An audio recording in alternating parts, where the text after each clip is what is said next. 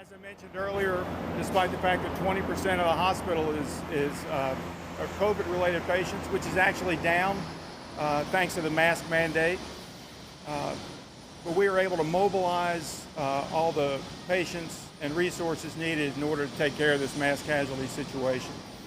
I do want to recognize those that were able to facilitate this, and I also want to emphasize that this was a team effort. That's how we roll here at Regional One. It's a team effort. A lot of people throw around terms like team, but it really happened here. From pre-hospital personnel, which obviously their role is critical, our own security, how the area was secured as the patients were coming in. Nursing was phenomenal, as they always are, but especially phenomenal today. The trauma surgeons, of course, being a recovering surgeon, I'm very proud of them. Emergency medicine, respiratory therapy, x-ray techs, registration, admissions, operating rooms, and environmental services. They're all key to the smooth operation of handling such a situation. Right now, I'd like to introduce Dr. Andy Kerwin, who is the chief of the Division of Trauma and Critical Care at Regional One and University of Tennessee Health Science Center. Dr. Kerwin. Thank you, Dr. Cross. Thank you for coming today, and it's unfortunate again that we have to talk about these issues.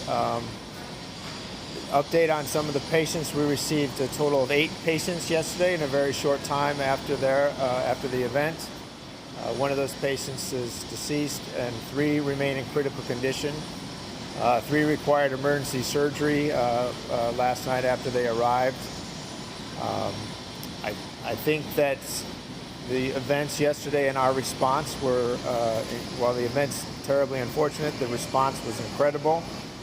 Great teamwork to enact our disaster plan, to mobilize patients that were already in the hospital and in our trauma receiving areas, to free up space so that we could get those patients in and get them assessed, treated, and stabilized. So incredible job by all of the facets of our trauma program.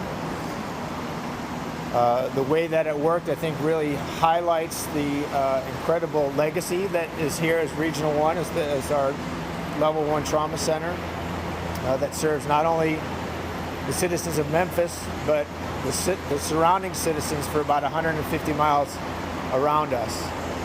Just an incredible team response to get everything organized, get all of our resources pooled together, just like we do on a daily basis, but not to this magnitude.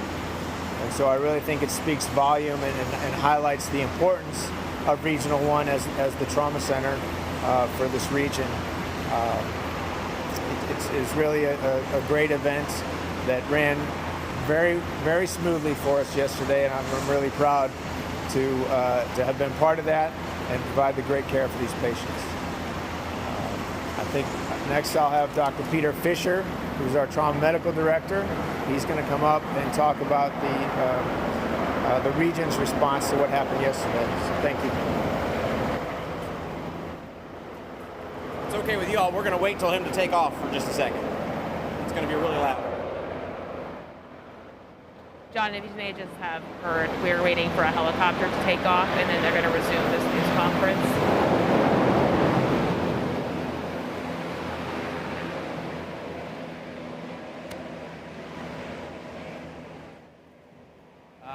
Good morning. My name is Peter Fisher. I'm the trauma medical director here for the Elvis Presley Trauma Center at Regional One Health. You know, again, just to follow on Dr. Kerwin's and Dr. Crose's comments, we train for these mass surge events. We've been working very hard for the last 5 years on our plan. We haven't drilled it, to be honest, in about a year and a half, secondary to COVID and everything else like that, and it still came together yesterday phenomenally well. That's secondary to the team that stands behind me and stands in this hospital behind us. And, you know, again, it really is just remarkable how well it worked and how well it worked when it needed to work. Also want to stress the regional response. Regional 1 is here for the most critical patients, but we can't do it without our hospital partners in the region. As noted in the press conference this morning, you don't want to build relationships at the time of disaster. And we've been able to build the relationships over the past year and a half, 2, 3, 4 years. And it was a phenomenal response from everyone in the entire region, from the Methodist University, St. Francis, Baptist, all of which were willing to help and helped tremendously in this situation to make sure that they took patients as well and were ready for patients as well. At this point, I'll be happy to turn it over to questions. I'll let Dr. Kroos kind of lead the question and answer area, but anyone behind me right now is available for any questions you may have. I have a question. Can you give us the gender or age range of the patients you all receive?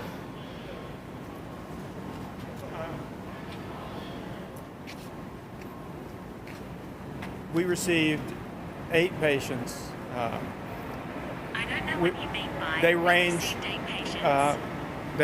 Oh, Siri's answering my question for me. They range the gamut. I can't really be more specific than that, but thanks. For the last few weeks, I know about a month ago, there was a letter sent out from all the emergency department heads, regional medical centers, when it comes to how the hospitals, when it comes to the surgeons, when it comes to COVID-19. I know you said 20% of your patients here were COVID related, and we know during that press conference it was said that it was hospital shortages, and there was a fear that if there was a mass casualty event, there would be a little bit of trouble. Did you run into that? I know you said things were smooth. Was that a concern? That's always a concern, quite frankly. I want to echo what Dr. Fisher said about the cooperation amongst all the hospitals. We met long ago when COVID kind of started, and we all work together so that we can keep as many of the resources to this community open as possible, anticipating an influx of patients that would come to all the different hospitals. And the other hospitals have tried to take more of the COVID patients so that we could continue to focus on taking care of the trauma, burn, high-risk OB, and newborn center patients as well. I think it emphasizes cooperation amongst all of our hospital partners, but importantly, it demonstrates the importance of Regional 1 Health to this community. That we're able, with the help of everyone else, to maintain the services and continue to take care of as many patients as we possibly can, regardless of their malady. Are you able to speak to the severity of the 3 people that are still in critical condition? No, I'm sorry. We're going to talk about the mid-wing response. How many patients do you transport via mid-wing? How many? I'll let Dr. Fisher take that. Hospital wing actually dispatched 5 helicopters to the scene. Another 3 helicopters from other agencies were also dispatched to the scene. I was actually on one of the helicopters. I was actually by chance staffing one of the helicopters. So 2 helicopters ended up making the scene. No patients were transported by air. All patients were transported by ground, which again shows the amazing pre-hospital response that we had. When we plan, sorry, I can take my mask off. For these mass casualty situations that are shooting related, the key is to get the patient here as quickly as possible. The ground ambulances were there. They did exactly what they were supposed to do, which is grab the patients and move. It was a tremendous response. I think, kind of looking forward through this is as we look at our plan and the regional plan, there's always opportunities for improvement and stuff that you think of. And it's never good to stress the system, but you need to stress it to know where your weaknesses are. We found some weaknesses. I mean, one of the minor things that we saw yesterday was, how do we contact air traffic control when we have 8 helicopters all heading to the same scene? That's, again, one minor improvement that we're going to take forward to make sure that we have that in our plan. Have you guys been tested this in a similar way like this, with 8 patients coming in at once? The last time that we enacted the plan for a actual casualty event and not a drill was when the bus flipped over in Marshall County on the snowy roads. I don't know if you remember that. That was approximately, I think, 2 years ago. And again, we had plenty of learning opportunities from that, many of which learning opportunities from that were done in this plan.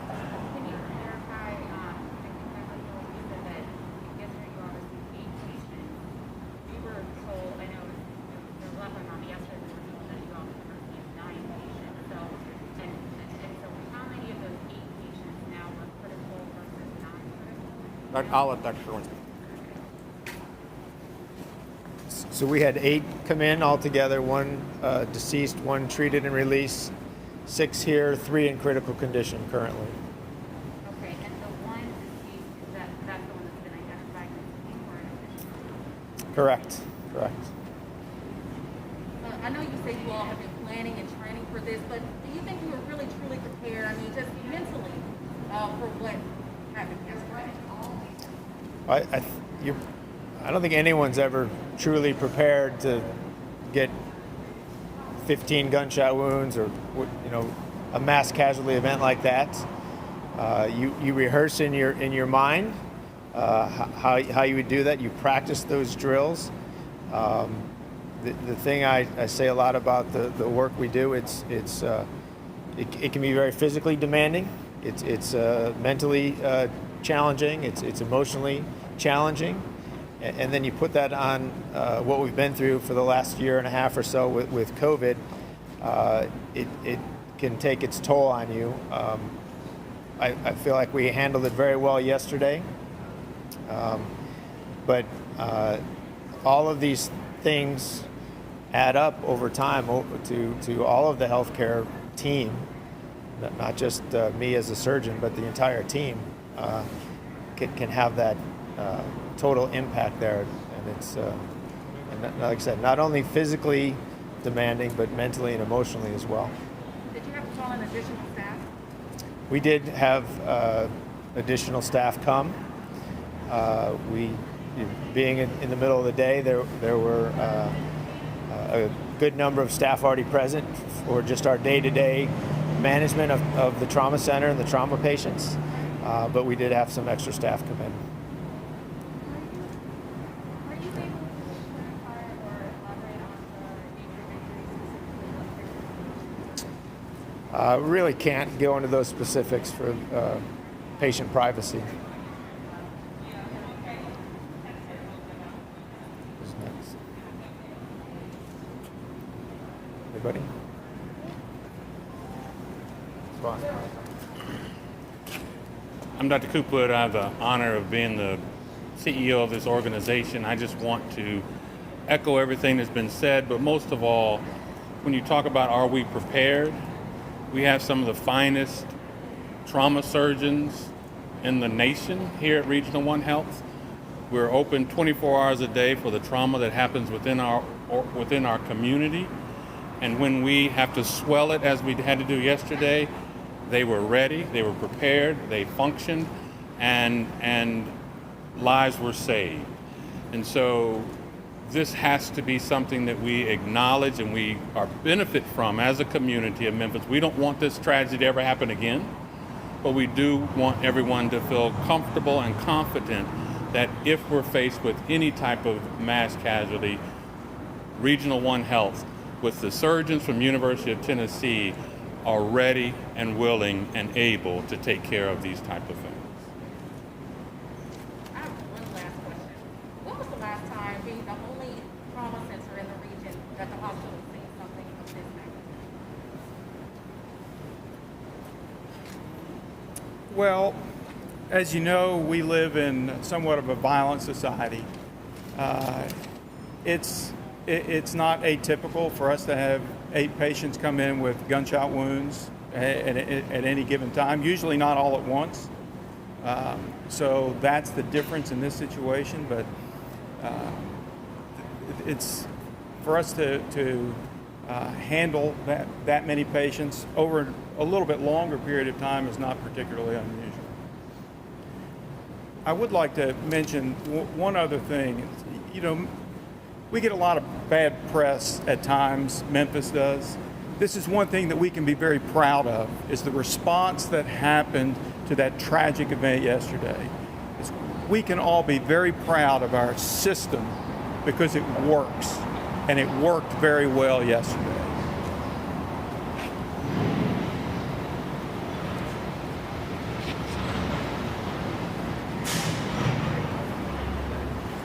Are there any other questions? Thank you all for coming.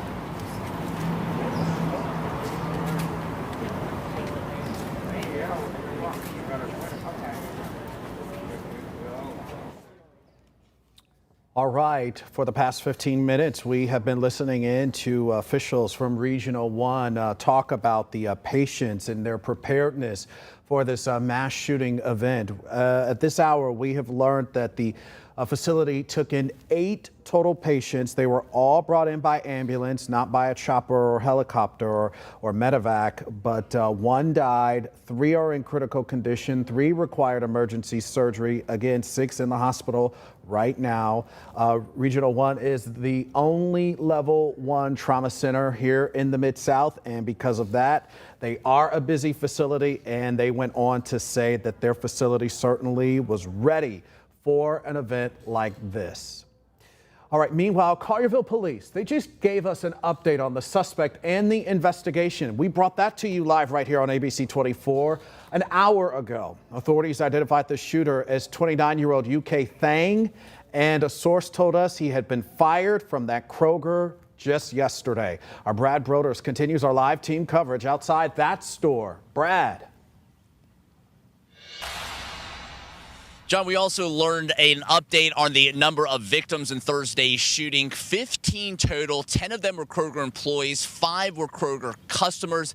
And we know that 2 of those victims have died. 72-year-old Olivia King and that shooter who authorities said turned the gun on himself. While first responders in this community are still reeling, they again pointed to the importance of an active shooter training in June, which they believe saved lives and paid dividends in their preparation as those first responders ran into that store Thursday afternoon while others ran out. Now, this is video of that active shooting situation Thursday afternoon at the Kroger on New Byhalia Road in Collierville. Collierville Police Chief Dale Lane said authorities executed a search warrant last night at that suspected shooter, UK Thang's home. Authorities say that shooter acted alone and do not plan on any additional arrests. We are also told no officers fired any shots as first responders went aisle to aisle minutes after the shooting, tending to injured victims. Still, this Collierville community is dealing with broken hearts and rattled nerves in the aftermath of this country's latest mass shooting.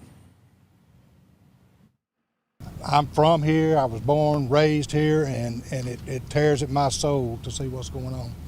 And I pray for each person that was injured yesterday. I pray for the firemen. I pray for the policemen, because the world came to Collierville.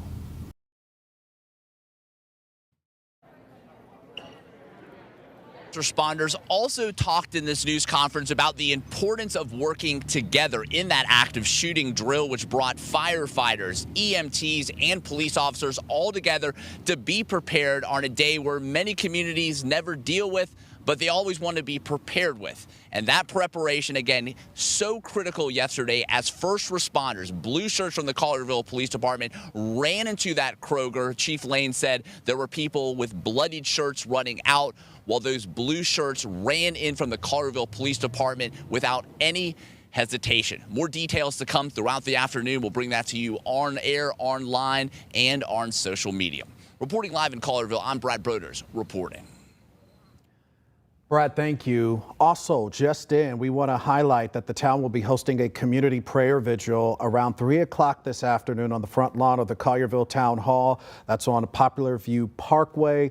They're welcoming everyone to come in and pray for those affected by the tragedy yesterday. And we want to take a run through of all the events that played out yesterday, starting with the horrific phone call. Take a listen. It is a shooting with injuries. No further information this time. It's on the scene now. As bad as this scene is, and it's horrific. I've been involved in this for 34 years, and I've never seen anything like it. We just trained on this back 2 months ago. It's with a broken heart that I have to stand here before you today. It's easy to understand why there are many hearts that remain broken. Collierville police responded quickly to the call, and our Ginny DePrizio continues our team coverage for you here at 11. When Collierville police realized they had an active shooter call, they put out the call for assistance. Memphis police say the call for backup came in at 1:44 Thursday afternoon. There it is, a shooting with injuries. No further information this time. Collierville's on the scene now. Dispatch, did you say this is at the Kroger? Check it is in the Kroger in Collierville, 240 New Byhalia Road. 7300 en route. Task force cars, get en route. 240 New Valhalla in Collierville. They have 4 to 6 victims at this time. Memphis police say they had MPD cars on the scene by 1:51 p.m. They saying he's an active shooter though in Collierville. Within minutes, there were people streaming the scene on social media. Police from multiple agencies came swarming into the Kroger parking lot. Active shooter. While people streamed live what was happening outside, many had no idea what was happening inside the building. SWAT officers had gone inside the Kroger and started clearing the building one by one, working to get people hiding outside safely. Emergency workers quickly worked to get patients stabilized, and those injured were transported to the hospital by ambulance and helicopter. In Collierville, I'm Jenny DePrizio. As you can see there, complete chaos as those shoppers and workers ran for their lives, seeking shelter wherever they could find it. Some even forced to hide inside freezers. One worker saying that she ran with several others to the store's back area, hoping to be out of sight, but there was no such luck. Here he comes right behind us, starts shooting. And he kept on shooting. He shot one of my coworkers in the head and then shot one of the customers in the stomach. Gene Prost was working in the produce section when those shots rang out. They kept on shooting, and oh my gosh, this is horrifying. This is horrifying. I'm gonna die. I was saying nobody's gonna know what happened to me. This is it. This is the end of my life. The FBI and police racing to the scene, rescuing terrified Kroger employees. The gunman, police say, again shot and killed himself. He is UK Thang. 15 people were shot in his rage of bullets. Again, we just heard from Regional 1. That includes 6 people that are still in critical condition or required emergency surgery or are in the hospital right now, and 1 person who died. Olivia King was that fatal victim. Her son writing that the family is devastated by this senseless act of violence. She was just shopping. He said his mother was 70 years old. He went on to say that we believe that she had gone to daily mass that morning and then simply went to the store at some point. Sarah Wills, a trained ICU nurse, was there and did whatever she could to help when she finally made it out of the store. My heart absolutely breaks for the 13 victims and the one that died, because something as mundane as either going to work or going to pick up groceries will irrevocably change their lives. And from what we learned from police, that he had misdemeanor criminal background, but nothing for violence. The exact motive is still unclear to us at this point, and police say they continue their investigation. Meanwhile, at Collierville United Methodist Church, an outpouring of support in the form of a prayer vigil. Pastor Deborah Satterth said that we may wonder why, and we may not find out why, but the important thing here, she says, is to lift up the people affected. In a time like this, no one wants to be alone. And we want to be able to rely upon God, and we know we can find that in community and together. To know that we're not in a situation like this alone and that there is hope is very important. And because this is definitely a still developing story, we're going to stay on top of every angle for you, and we are tracking it on air, online, on the go. So you can stay with ABC 24. Download our app right now for instant push alerts. Follow us on Facebook and Twitter at Local Memphis and ABC 24, and we will bring those updates to you just as soon as they come into our newsroom. Also for you, Collierville High School students are showing signs of support and solidarity right now by wearing maroon to school today. In addition to a moment of silence, tonight's high school football game against Whitehaven is still on, and the theme for tonight's football game has been changed to a maroon out. So wear your maroon tonight. And even as the state reels from this mass shooting, Memphis police responding to another fatal shooting. Memphis police have charged Connor Lambert, you can see his picture here on the screen, With second-degree murder and a deadly shooting at a FedEx facility on Democrat Road near the airport. A victim was taken to the hospital and pronounced dead. Again, we don't know the name of the victim at this moment, but we're working to find that out. As soon as we get updates on that, we'll be sure to let you know. Again, our coverage on the breaking news out of Collierville is far from over. It continues here at 11. But before we go to break, let's check in with meteorologist Trevor Burchett in for Chelsea, tracking this feel like fall forecast. That's right, John. Certainly looking a lot like fall, too. We're taking a live view from I-40 looking eastbound toward downtown. Not one cloud to be found. You might be asking, how long will this nice weather last? I've got the answer for you coming up here in about 10 minutes or so. Stay with us on Local 24 News Midday.